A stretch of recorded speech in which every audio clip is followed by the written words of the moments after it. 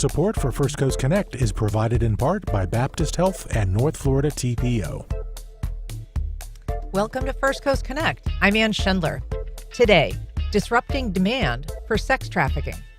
With Jacksonville leading the state in commercial sex solicitations, we talked to two experts and a survivor about what works, what doesn't, and how sports leagues are stepping up to help. Later in the program, a local couple starts the city's first ever improv club. We ask them about making it up as they go along. But first, with more than 58,000 documented commercial sex ads in 2024, Jacksonville is by far the state's most active market for solicitations. Experts say the figure demonstrates a, quote, severe localized demand for commercial sexual exploitation. Here to talk about stemming that demand, we are joined by Ruby Peters, human trafficking educator with Catholic Charities Bureau Inc. with the Diocese of St. Augustine. Good morning, Ruby. Good morning. Kristin Keen, founder and chief executive officer of Rethreaded. Good morning, Kristin. Good morning. And joining us via video is Jamie Roseland, advocate and member resource manager with Arise Together. Jamie, thanks for being here. Happy to be here. Great. Kristin, I wanted you to sort of explain the math on this because I talked about how Jacksonville leads the state on sex ads, but it doesn't lead in sex trafficking per se. Can you help us understand what those two seemingly disparate bits of information mean? Are people being advertised, trafficked elsewhere? What's happening there? Well, there could be multiple different reasons. Like that, I think that USF are the experts in these numbers, but it could be that the traffickers are putting out lots and lots and lots and lots of ads, and they're not getting a response. Like this is the number of ads in our thing. This could have been around. The ads could have been placed around a major sporting event. Like there's lots of different reasons. But what I hope it would show is that the demand is why human trafficking exists. Mm-hmm. And there is a demand in Jacksonville to buy people. And if we don't curb that and figure out how to decrease that, we're still going to see the numbers rise of human trafficking. And you have, in a report that you produced at Rethreaded, this graphic that shows Jacksonville compared to the rest of the state, and it really is quite shocking to look at. I'm going to ask our director to put up actually a different image for the people who are watching online. It's kind of a bar graph, right? And so it shows Jacksonville, almost 60,000. The next closest, Orlando, just almost around 20,000. And then after that, Tampa with less, Pensacola, Tallahassee, Miami, some people might be surprised, way down that list. And so Jacksonville is really an outlier in this. And Ruby, to Kristin's point, I mean, these are lives that we're talking about. These are individual people that are being advertised. They are. And my main role is in education. So I go talk to schools. I talk to scout troops, youth groups, all kinds of young people, especially to send the message that, number one, you don't know what level of consent that person that you're buying is. And number two, to disrupt the boys will be boys kind of attitude, because that's not a mentality that we think is useful. It's not very helpful. No. How would you say progress is on sort of changing that mentality? Where does it come from? Is it still as reinforced as perhaps it once was? I don't know if there's a way to measure that. We talk to students all the time about online enticement is huge right now. And so what I'm doing is trying to, my motivation is a 17-year-old survivor of sex trafficking that said, how did I not know about this? Why didn't someone tell me? If I had known, I would have never fallen into this. So I let young people especially, but adults too. I talk to a lot of church groups and as I said, anybody who will stand still long enough to listen about human trafficking, and whether it's sex trafficking or labor trafficking. We have a lot of labor trafficking in the state of Florida. So just to educate them in general, and that serves two purposes. One, to hopefully prevent a young person especially, but even older people online is kind of a sad thing right now. And so that they don't fall into the promises of traffickers, and then as well as to educate people to what to look for so that they could call and report a situation, even if it's just a gut feeling. We tell people if you see something to say something. And can I just that graph that we put up, that was put on by USF, the DeSantis actually got funding for the first time to do statewide research on trafficking in our state. So this is the first time we've really ever looked at demand. We have always known it, like we're in this work and we know it, but that was the first time that we've ever had numbers to show the demand. Were you surprised by Jacksonville's numbers compared to other places? I mean, yeah, it was a pretty big disparity. And we've been doing our own research. There's a group of us that have been running some numbers, and the numbers keep coming back so disturbing. Like, there's an amazing organization here, the Epic Project. They're doing amazing work in demand disruption. They put out a fake ad during a non-major sporting event. They didn't advertise it at all. So it goes, it's one of 500. It goes to the top, and within 3 hours, it falls down to the bottom. Where's it advertised? Just online, on where sex is being bought. Okay. And there was like 132 purchase attempts. So like there is a massive amount of a demand here. Yeah. Yeah. So this is the first time that we ever have had numbers. Jamie, I want to bring you into the conversation because I think one thing that is often shocking to many is that people are trafficked not by strangers in most cases. This is not something, as many people I think often think, people who are kind of kidnapped or, held captive in the traditional sense. But these are boyfriends, very often relatives, family members, people that the victims trust and are close to. And the numbers show that, almost 40% of people are trafficked by a romantic partner and 45% trafficked by a family member.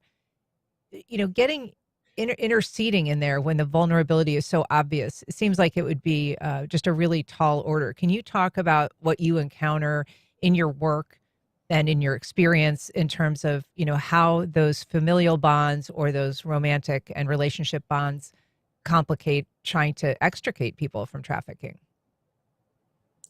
Yeah, I think, people like to think of trafficking as something that happens kind of like far away from them and that they're not like directly or indirectly responsible for. And really trafficking happens in community. And so, that means that there's people in these victims and survivors' lives who are seeing signs, are seeing, these relationships, they're seeing things go on with families, and they don't know what to do. I don't want to make villains out of, everybody in society, but it's not this isolated thing. It's something that definitely happens in the context of community. And then I think the statistics that you said was like 40% like Romeo pimp, like a boyfriend, and like 45% familial. I definitely see that in my work, but now you're talking about 95% of people are being sex trafficked by someone they know. And traffickers are specifically going after, vulnerabilities that they see in these people. And there's nothing inherently bad about being vulnerable. But we don't have the social safety nets that we need. And so, as there's this community that sees the trafficking happen, this community that is okay with men buying sex, and that's prolific when you think about strip clubs, when you think about video games, when you think about music, you think about all these different ways where women are objectified, and movies like Pretty Women and just all this stuff where we're sending out the message loud and clear, it's okay to buy sex to men. So there's a community that's allowing and complicit in men buying sex. How do we become a community that says no? Like, we're not okay with people being trafficked. We're not okay with men buying sex. And we need to create a community where we have these social safety nets so people have less vulnerabilities. And whether that's them as a child, as a teenager, as an adult, whether that's them being in it right now or just getting out of trafficking, but even, survivors who've been out of life for a long time still need support. And that's what Arise Together is doing to build that community for survivors. When it comes to demand disruption, Ruby, one of the things that we've seen locally is an effort to involve some places where people are known to be being trafficked. There's been an effort in recent years to put up signs in restrooms, for instance, where in women's restrooms primarily, where women could be reached if they're in trouble, if they want to reach out, if they feel like they're in danger, ways for them to do so safely. But now there's this movement to put those same kind of similar signage in men's rooms. And for people who are watching online, we have a graphic up that shows something that is locally being placed in men's And those restrooms. Kristin can address, because those are brand new this past season, Okay. and a great accomplishment. Well, let's in my talk about opinion. that. Let's talk about that partnership. I mean, first of all, It's a great partnership. yeah, and I'm guessing that there's some initial resistance on some level. You've got the state of Florida, which is a huge tourism destination. It's not something that people in the world of promoting Florida love to advertise or to acknowledge. The world of sports hasn't been really keen on embracing the connection, but we know there is one. And so talk about trying to bridge that gap. What has been a successful approach? Well, a lot of people don't know what it is, so they're afraid that if they talk about human trafficking, that they're going to make people in Florida or people who attend the games afraid of kidnapping, right? And it's not. That is not what it is. So that is what me, Ruby, Jamie, we've spent the years and years education. This is what it is. This is what it is. And what has really worked is addressing, like, this is a crime that happens. And this crime increases during sporting events. This crime increases when there's large groups of men coming to one area. And it happens when there's no accountability on the buyer end, that there's no consequence for buying. So we're trying to address all of that. And then there's this aspect of a man's journey to buying is broken. A woman's journey to being sold is broken. How do we bring restoration and accountability on both ends, right? So this signage that we have developed was developed by Epic, who are experts in meeting men where they're at when they're buying, to try to intervene, right? If you need help, because the stat is like almost 70% of men buying sex want to stop, and they don't know how. So how do we equip them to stop? Yeah, and so that is what Epic is doing. So there's the cultural, like, it's okay to do this, and then there's brokenness of the person doing it, and how do we meet people where they're at? And there's accountability. Again, you are committing a crime when you are doing this, when you are purchasing sex, and you are driving the industry of trafficking, and how do we hold you accountable? Like, it's a misdemeanor, right? There's no fine. So it's just a slap on the wrist, right? I mean, not to get too in the weeds here, Ruby, but if men, 70% of them are saying that they, want to stop, why don't they stop? I mean, what's the compulsion? It doesn't seem like it would be, is it a behavioral addiction? I mean, what's going on there if somebody Part of wanted it to is stop? a societal expectation, as they've already indicated, it's okay with that. Some people, it's been if it's a familial thing, then those kids have grown up with that, and so it's the norm in their house. So we're just talking about what we can raise our sons and young people to think about the respect of another human being, male or female. And I know Jamie can really speak to this. She works closely with Epic, and I know she has a lot, of expertise on this. Jamie, do you want to address that in terms of the demand and why perhaps, men that are interested, and we're saying men, it's obviously this is not just a completely gendered issue, but, if men are interested in not paying for sex or engaging in trafficking, what prevents them from stopping?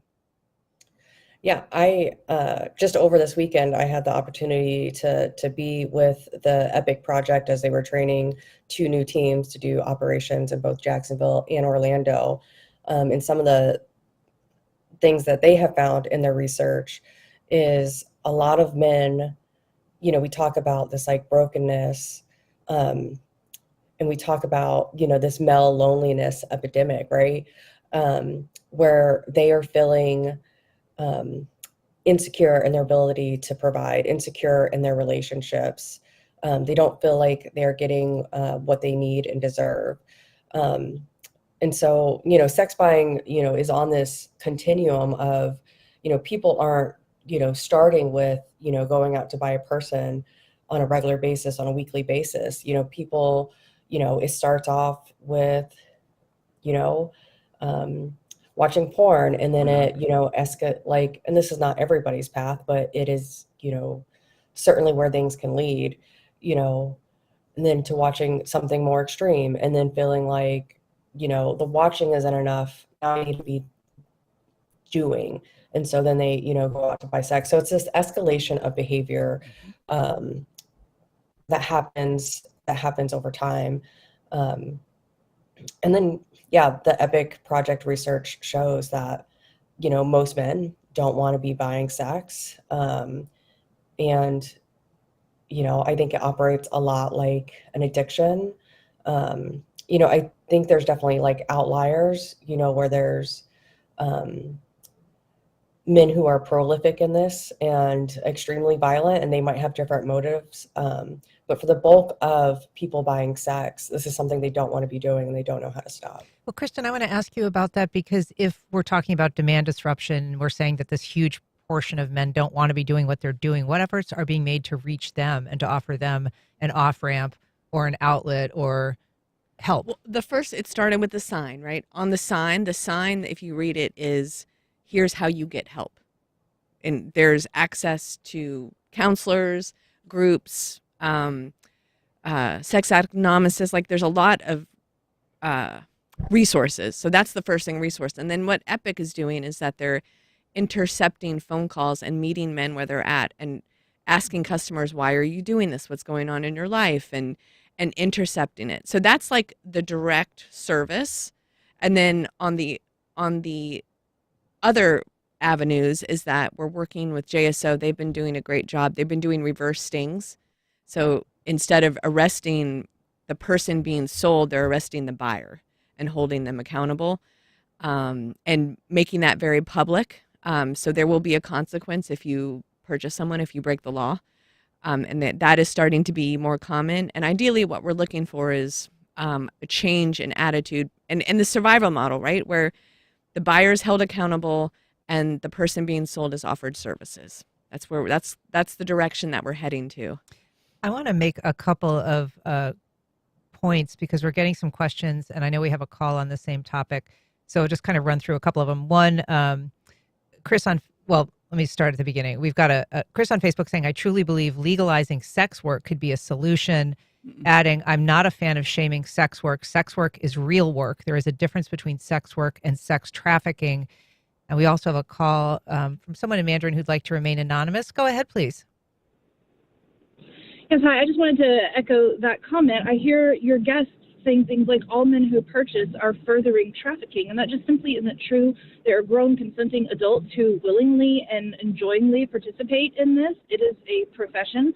It is a much-needed profession. There's clearly a market need for people who are doing it responsibly and are enjoying it, and I don't think they should be demonized, especially, even just consuming porn. If you say that's the first start of the journey, I mean, that's crazy. There are adults who engage in this world who should be able to, if all people participating are adult and consenting. And I'll take my answer off the air. Before you pop off, just a quick question. Can you think of a good way to discern between someone who's being trafficked and someone who's doing it with volition and because they want to? If somebody, I can, in realms where it is legal. In places in the world and places in our country where it is legal, absolutely. And legalization tends to be the crux. Yes. Okay, great. Thank you for your comment. I'll ask you to start, Kristin. I mean, this is a huge topic, and I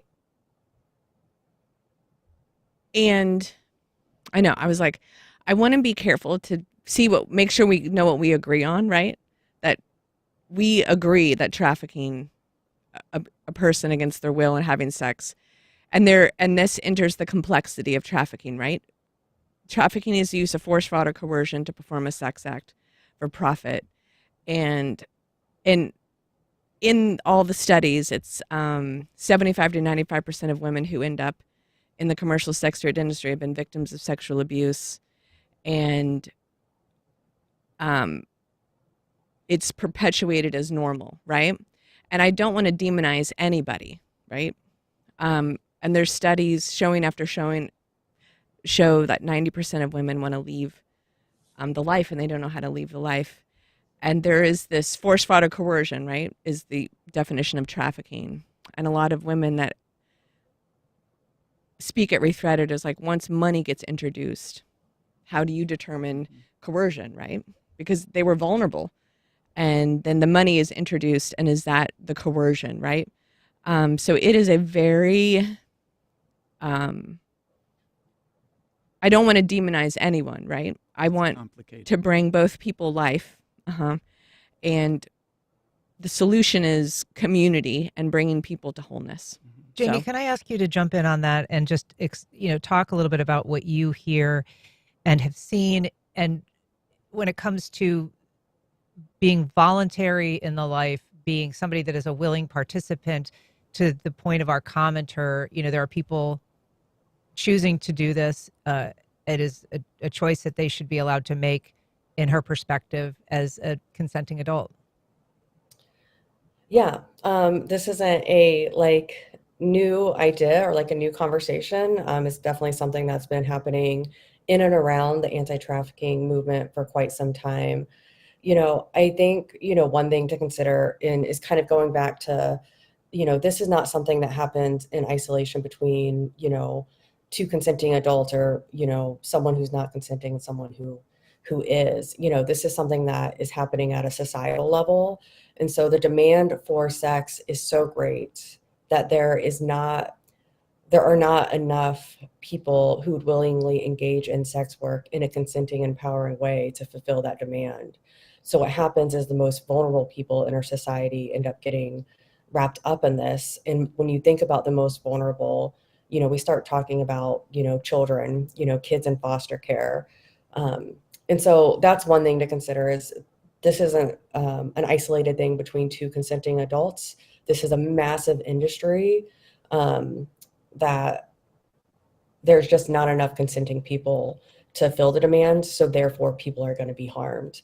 The other thing is, I was on a New York Times podcast a few years ago and was having a conversation with a sex worker. And our point of commonality that we got to was that she left a career, got into sex work. This is something that she wanted to do, something she found empowering, and now she's in a place where if she wants to leave that line of work, that's really difficult. And so what happens is, even if people go into this in a consented way and you take away the concept of constrained choice and all of that, they have a really difficult time leaving that industry because of the way it's stigmatized. And so, the final thing I'll speak on too is this idea of it being decriminalized or legalized. In those cities, in the United States and, in the countries across the world where this is legalized or decriminalized, we're still finding high levels of trafficking happening. And even the people who are, quote unquote, the consenting adults in a lot of these situations, are people who are vulnerable, who have migrated from other countries and are being swept up. So once again, kind of going into this idea that in a perfect and ideal world, sure, we can talk about two consenting adults and, what they do behind closed doors. But that's not the world that we live in. We live in a world that is full of exploitation and violence. If you're just joining us, we are talking about efforts to stem sex trafficking by dampening demand.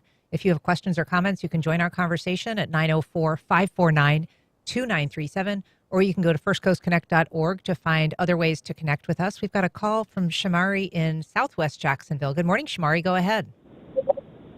Good morning, Ann. I'm so glad you guys are tackling this topic. It's so important. I just got a couple things, if I may. So I am from here. I live here, but for a time I did live in Atlanta about 15 years ago, and I was a lobbyist. And I worked with the state legislature to pass the bill, which put the plaques in the hotels and throughout the airport that mention sex trafficking. And if you're a victim, go through these steps, or if you notice somebody. So that was great work we did. While we were doing that work, we learned so much about sex trafficking. And we learned that the people that work at the massage parlors are pretty much slaves.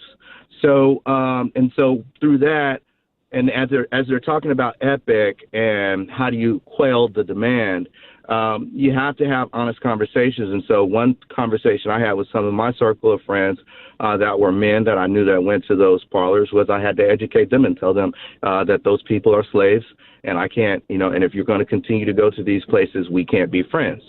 But my next thing is, these numbers, I may have missed it, but these numbers just don't seem right to me, because in this market, we have one professional team. But in a market like Miami, they have baseball, professional basketball, and professional football. And they have strip clubs that are open 24 hours. There's at least one that's open like almost 24 hours. So these numbers don't seem right to me in terms of the market. And maybe you spoke to it. I just wish you could clarify that a little bit more for me, because as I think about why men are going down to Miami to rent Lamborghinis and Bentleys, I mean, come on. We don't even have those types of car rentals here.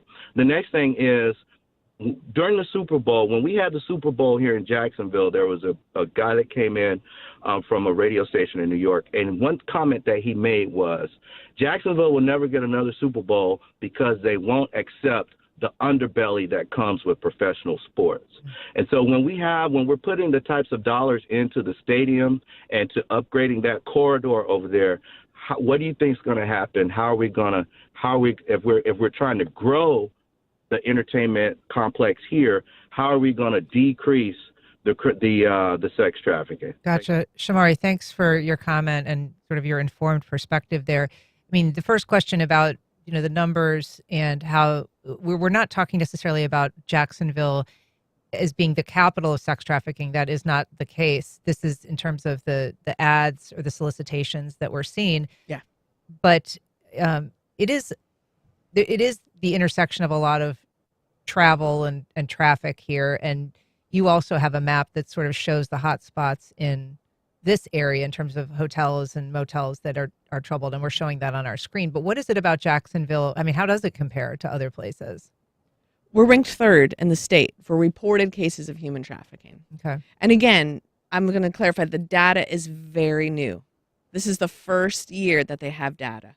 Which is kind of crazy. Which is crazy. But it was only illegal 20 years ago. So it's just getting a definition. So now I think that 5 years out, we'll have a better answer for you. What about Shamari's question about, as we have a world-class stadium coming, is there anything that's happening? Are there conversations that are happening about what happens when we get another Super Bowl, or just kind of having a more dynamic place for people to go to games? There's a group of us, Jamie's in it, we're the Northeast Florida Human Trafficking Coalition's in it, and we're talking about how do we make a world-class model to disrupt human trafficking in Jacksonville.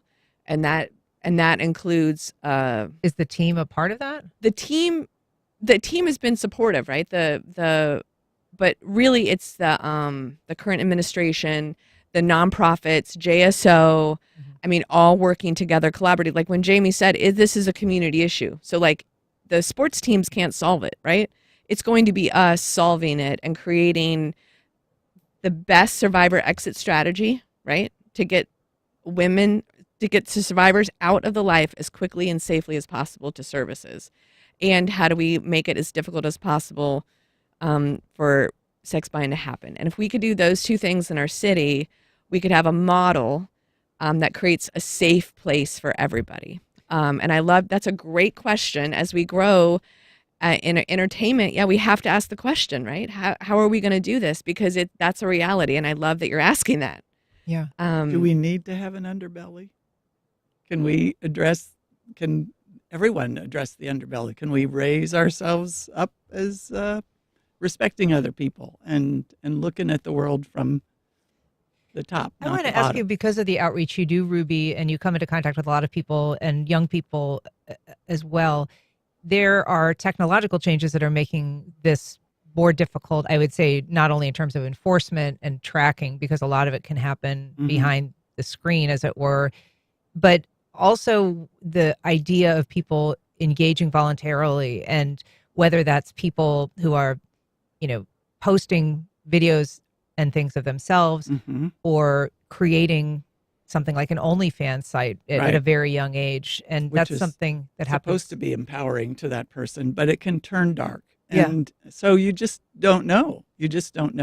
And I tell all the kids that I talk to that Number one, you might be thinking that you viewing pornography affects no one but yourself, but you don't know the level of consent that the actor or actress in that video has given, because a lot of our victims have said they were forced to make some kind of videos and contribute to a pornography site somewhere, or that the trafficker will download it and just share it among other places. The other thing is online enticement and sextortion. I tell the kids, if you have a text of anything, any body part that's supposed to be under a bathing suit, you don't want to put that out there, because that is going to stay in cyberspace forever, and someone can take a screenshot, and then that goes to different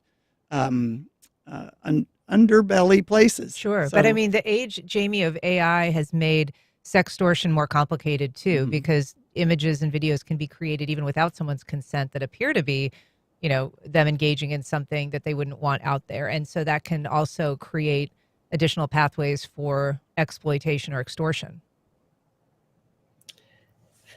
Yeah, it always seems like technology is one step ahead of us. And, with the work that I do, it's always been, traffickers and, predators are using technology in a way to exploit and, harm people.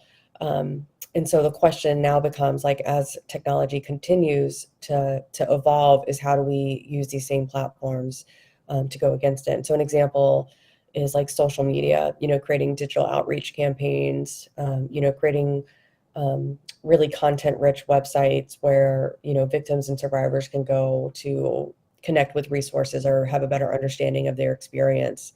And now, the conversation we're going to be having next is how do we use AI to combat some of these things. And, I think there's been some legislation that's been passed, the Take It Down Act. That's really great, where we're going to be able to go identify and find these digital abuse materials and be able to hold people accountable and get those images and videos offline so they stop harming victims. But I agree, with deep fakes and just even what's available to the general public right now, and where people are taking that as far as, having an image of a person and then, requesting, the prompt being, have this person undress or whatever it is. We have to be aware of these things and start thinking of how we're going to counteract.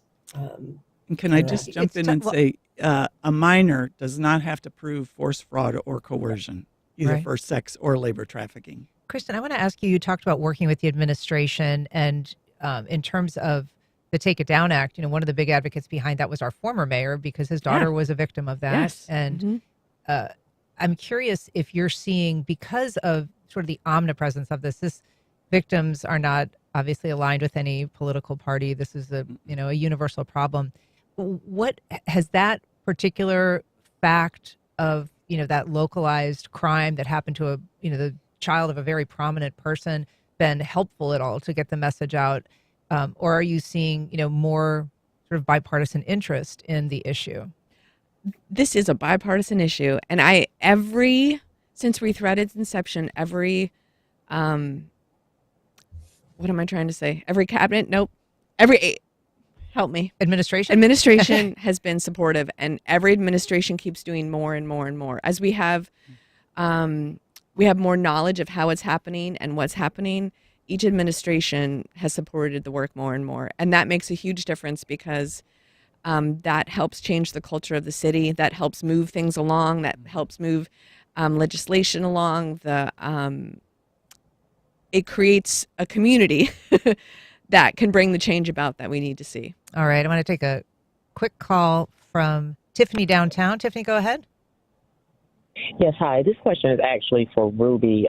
You were speaking briefly about some of the teams and some of the online vulnerabilities for families that find themselves in some of these horrors, but it kind of escalated to the point where they now have to get authorities involved.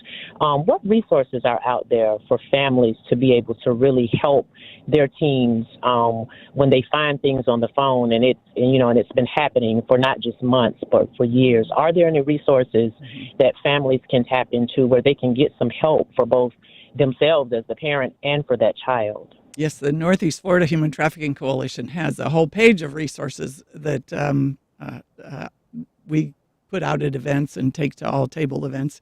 But National Center for Missing and Exploited Children has wonderful resources on their website.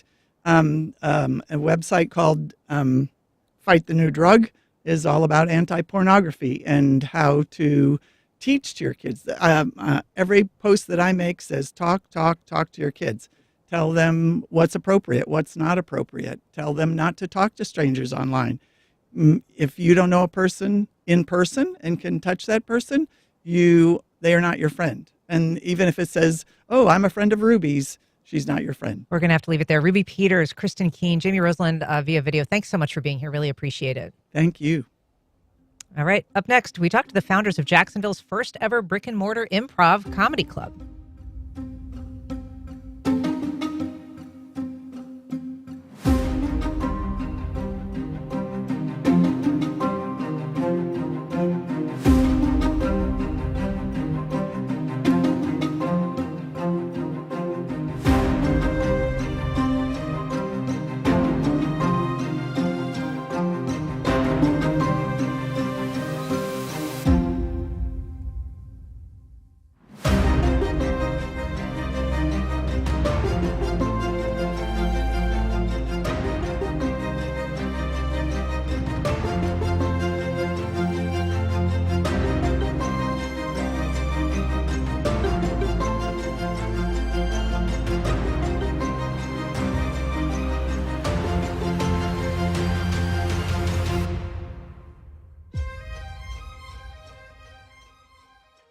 Welcome back. Well, some comics work on their material for months or even years before bringing it to the stage. My next guests don't have that luxury. Alex and Madeline Grindelin have built their careers as the city's first ever brick and mortar comedy club, doing improv on the relentlessly fast-paced craft. Here to talk about it, we're joined by Alex and Madeline. So first of all, improv is kind of how you met. Was it on stage? Can you remember? Was it love at first sketch? How did you guys connect in the first place? Yeah, it's funny. So we met in Seattle, actually at Alex ran a different comedy club in Seattle, and we met at one of his competing comedy clubs at the very first improv audition he ever did, even though he'd been doing improv for 15 years at that point, and the very first improv audition I'd ever done, and I had been doing it for 15 minutes. And what is the disparity between somebody who's been doing it a long, long time and somebody who's just starting? And what, Alex, is sort of the obligation when you are an experienced improver to help somebody who's kind of just starting out? Yeah, it's a great question. So in terms of the disparity, I think improv is like any muscle. It would be the same disparity as somebody who's been lifting weights for a long time and somebody who hasn't. It's anybody can get better at it. That's why we teach improv classes, and sometimes people think, "Oh, I'm not the funny person. I can't get better at that." It's like, no, you can.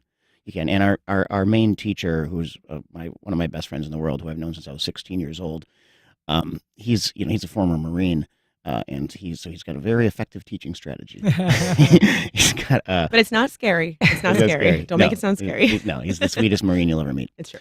So you're like kind of a spotter. I mean, if you've got all of this muscle memory to do it, and she comes along, so what are you doing? How are you assisting? How do you help? Yeah, it's a great question. One of the things about improv is it is such a collaborative type of comedy. And so we always say, make your partner look good. In fact, that's when we teach workshops and stuff. The way you get people to be not self-conscious is you teach them to be conscious of their partner. So like you can't be conscious of just yourself if you're thinking, I want to make the other person on stage with me look awesome today. It's a way to get it out of your head. You came here in about 2020, 21, and this club has been now running for a couple of years. What is the value of having like a permanent home for an improv comedy club? Well, it's huge, I would say, because I ran the Comedy Sports that's in Seattle. I ran it for 9 years, and I started that one very much from the ground up. We started performing at literally an underground theater that had no signage. People didn't know it was there. What, at midnight, right, or 10 p.m.? Yeah, we had our schedule was crazy because we were not the only group performing at that theater, and so our shows were like, hey, come see us this Friday at 8, and then we don't have any shows next weekend, and then the next weekend we have a show at Saturday at 10:30 p.m. And then it was just hard to gain traction with an audience that way. And so, but when I made the leap the first time to get a brick and mortar venue, it's like, oh, this is what people need. You need to say, look, we're here every single Friday and Saturday, 7 o'clock and 9:30. And so your location now is on Mayport Road, and you guys are there every Friday and Saturday doing these shows. When it comes to translating some of these skills, because I know that you do some training for businesses, you offer an opportunity for people who want to do some out of the workplace and maybe some non-traditional team building exercises. And I'm curious about that point that you make, making your partner look good, because that is something that translates into the workplace when you are able to not necessarily try to claim credit for things, but you're able to sort of spread that or share it. And it does have some connectivity to improv comedy. Absolutely. Yeah, I would say, Alex and then Dave, who we were mentioning earlier, have been teaching those team buildings forever. And I've been in the past 5 years lucky enough to get to be part of it. And I think one of the things I've observed when you get a team together is that collaboration, that collaborative spirit really applies in the workplace, because you're teaching them to focus, just like we do in improv, on their coworkers instead of themselves, right? If you're listening to understand rather than listening to speak, that's a huge skill in the workplace. People are so in meetings, they're thinking, what am I going to say next? What am I going to do to impress the CEO? What am I going to do to impress the boss? Whereas they could just be listening to their coworkers saying, wow, she made a great point. And I actually heard her this time because we worked together. It was a collaboration. Sort of learning how to repeat what they've heard, or to show that they're actually listening and not just waiting to say the next thing. Exactly. Yeah. And so when people are learning improv, they also have to really be vulnerable. And that, I think, is hard for a lot of people, for most people, I think instinctively, right? So I'm guessing you didn't wake up one day and just automatically say, like, I'm comfortable putting myself on stage and possibly looking like a fool. So how do you build that? Is it a callus that you're building, or is it a greater vulnerability? So I would say a lot of the improv exercises we do are, you have your class of, say, 16 people, and we do a lot of exercises that are fun and impossible to succeed at. And the what that does is it trains your brain to go, oh, it can be fun to fail in front of people. And that's, an improv show is that. It's like you're the clown essentially getting up on stage and putting yourself in situations where you're going to look like a fool in front of people, and then they applaud you for it, which is not a normal thing. And instead of worrying about your mistake, you're looking at people amplifying the mistake that you made and making it even more awesome, right? Everybody's like, that was the silliest, dumbest mistake I've ever sseen, and I loved it. Yeah, I've heard it said that most people walk through their lives avoiding mistakes. Improvisers are chomping at the bit for the next one. Yeah. Well, improv comedy is great fun to watch, and I wish we had a little more time to talk about it. But if people want to check you out, or if they want to learn more about, doing something with their workplace or their coworkers, what's the best way to get in touch, and where can they see your shows? Yeah, so we're every single Friday and Saturday at 7 p.m. and 9:30. We're 2292 Mayport Road. Firstcoastcomedy.com is where folks can buy tickets. That's where they can sign up for classes. They can learn about our corporate trainings, team buildings. We have our next class starts up on March 25th. And we do a variety of different shows. February 6th is a really special show. People can go to our calendar and learn about the whole variety of shows that we have. All right. And then Instagram and our YouTube channel, we live stream our early show every single Friday and Saturday at 7 p.m. So if you subscribe to our YouTube, you can leave suggestions in the chat. We might use them in the live show. Excellent. All right. Well, Madeline, Alex, Grindelin, very nice to meet you. Thanks for coming on today. Thanks for having us. All right. Up next, our resident spaceman tells us about the age of sunlight when he touches down for his monthly visit.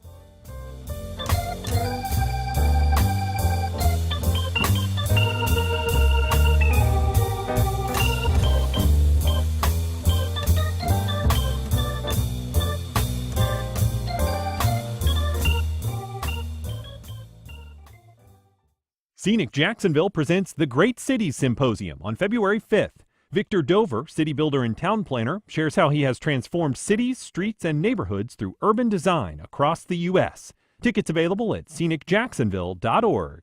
Terrell Hogan Law. I'm Wayne Hogan. Accidents can happen when you least expect it. For decades, our attorneys have dug out the facts to help juries decide who's at fault.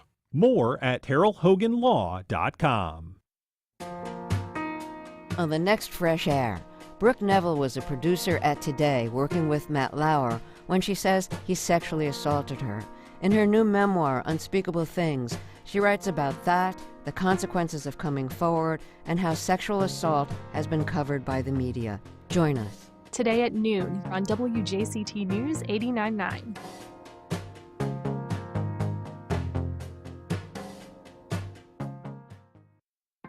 In the 2025 budget bill, Congress created the $50 billion Rural Health Fund to help struggling hospitals, doctors, and patients in rural America. It might seem like a lot, but it's only a third of the amount of funding that those same places will lose due to massive Medicaid cuts in that same budget bill. So what will it take to keep rural healthcare afloat? That's on the next On Point. Today at 11 on WJCT News 89.9.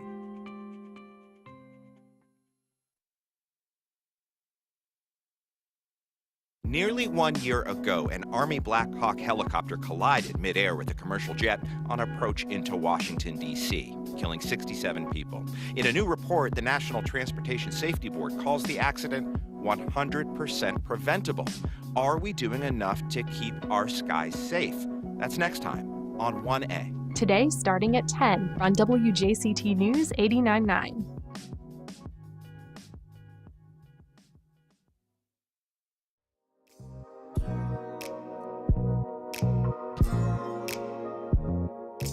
Welcome back.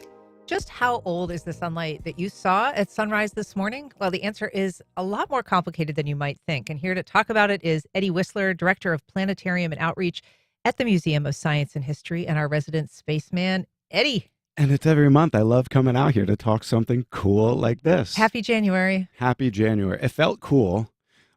Sunlight is warm. But it was cool this morning. It was cool this morning.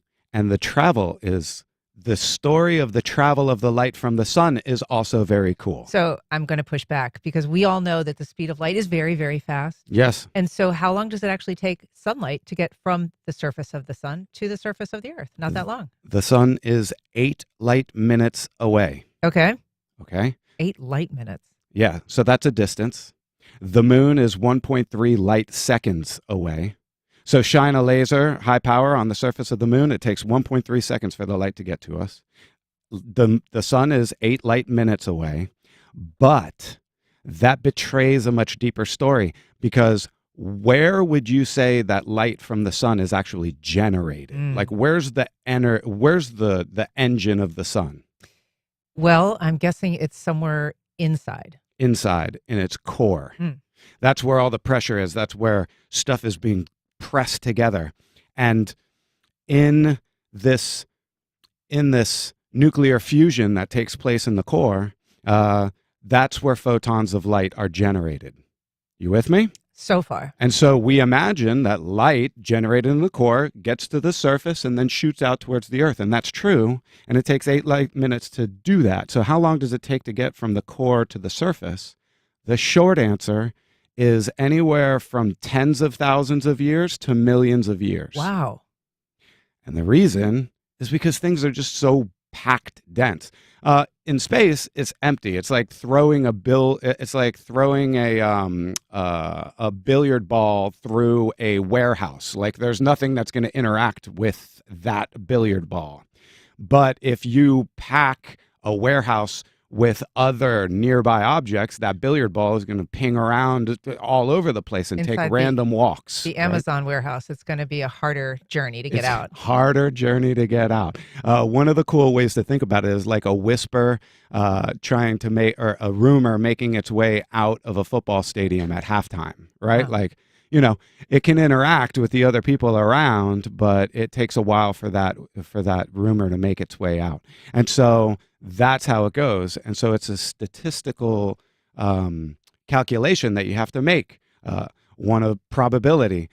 It interacts with nearby other matter, and then it is re-emitted in a completely random other direction, and then quickly absorbed by another thing, and then re-emitted in a different direction. So it's pinging around inside this giant ball of whatever the sun is. Yes. Not fire, but something else. Plasma. I don't know. Plasma, dense material. Okay. Until it makes it to less dense material layers on the out.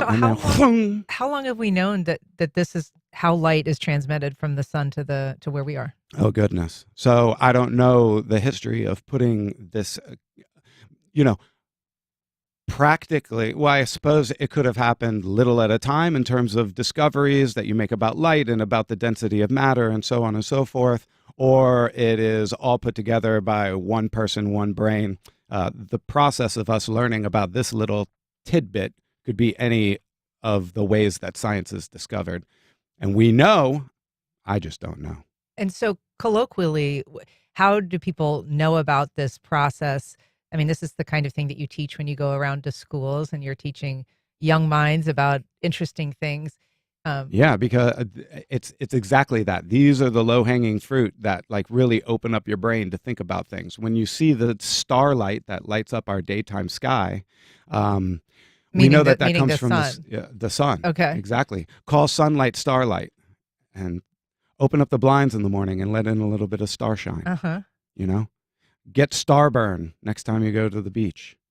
But if you don't want that injury from the high energy light of the nearby star, then you can, spread on a little star screen on your skin. The sun is a star, and that light that you see during the daytime is hundreds of thousands of years old on Eddie, average. you're a star. So you're doing, while Mosh is closed, you're going around to different places and entertaining and educating people about things, all science. And so we learned this week that Mosh's opening might be delayed a little bit. Its groundbreaking is now going to be delayed from March until sometime in the fall.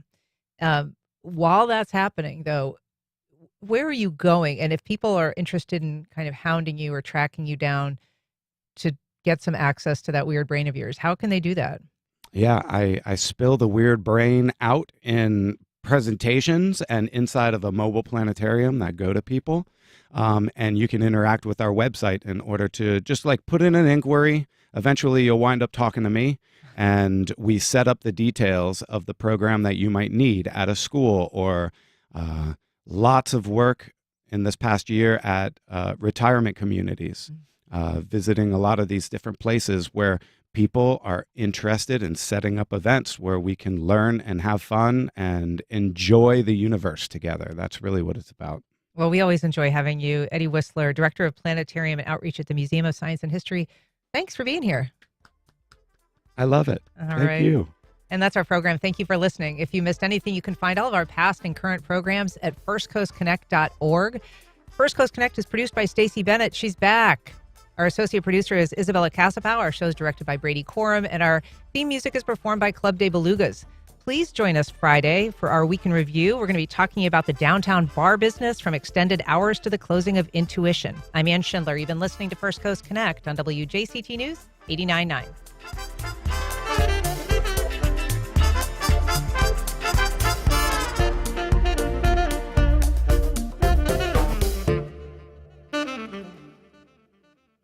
Support for First Coast Connect is provided by Baptist Health and the North Florida TPO. FPL, where teams work to inspect, upgrade, and strengthen the grid. FPL, working for you every single day. Details at fpl.com. The North Florida TPO is committed to shaping our transportation future. We're focused on planning, funding, clean fuels, and new technologies for a vibrant, connected community. Learn more at northfloridatpo.com. Baptist Health is a proud supporter of First Coast Connect. Baptist Health, committed to building a healthier community for all of us. More info at 202-4YOU or baptistjacks.com.